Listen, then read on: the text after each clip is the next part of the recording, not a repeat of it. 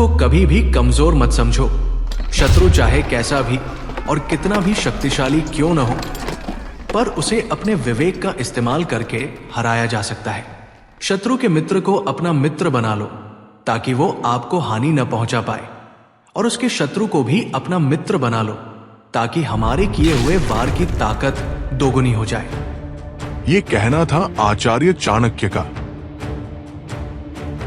जब अलेक्जेंडर ने भारतवर्ष पर आक्रमण किया, तब चाणक्य ने ठान लिया था कि अब देश को एक करने का समय आ गया है। अब ये युद्ध चाणक्य की सोच और ग्रीक की सेना के बीच था।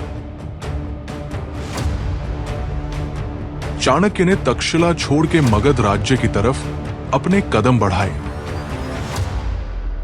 मगध के राजा का नाम था धनानंद। वो नंद वंश का राजा था। मगध की सेना बहुत शक्तिशाली थी। धनानंद के पास लाखों पैदल सैनिक, हजारों घुड़सवार और हाथी थे।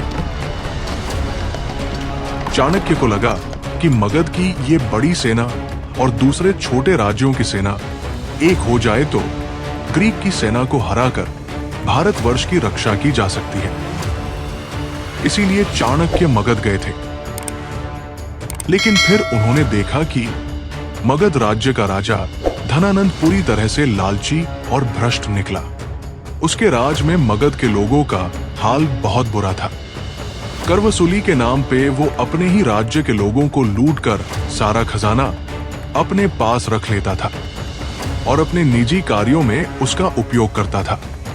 लेकिन फिर भी चाणक्य मगध की राजधानी पाटलिपुत्र पहुंचे और धनानंद को समझाने की कोशिश की।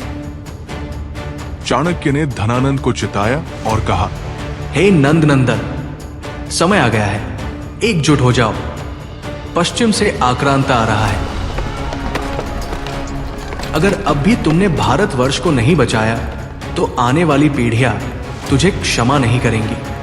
लेकिन धनानंद हंस पड़ा और उसने कहा, एक यवन मेरी विशाल सेना से क्या टकराएगा?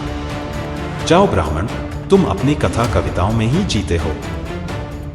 चाणक्य अपमानित हुए, लेकिन उनका आत्मबल टूटा नहीं। उन्होंने संकल्प लिया, यदि नंद इस राष्ट्र की रक्षा नहीं कर सकता तो अब राष्ट्र को नया सम्राट चाहिए। और यहीं से शुरू हुई भारत के सबसे महान साम्राज्य की नींव चंद्रगुप्त मौर्य के हाथों, चाणक्य के नेतृत्व में।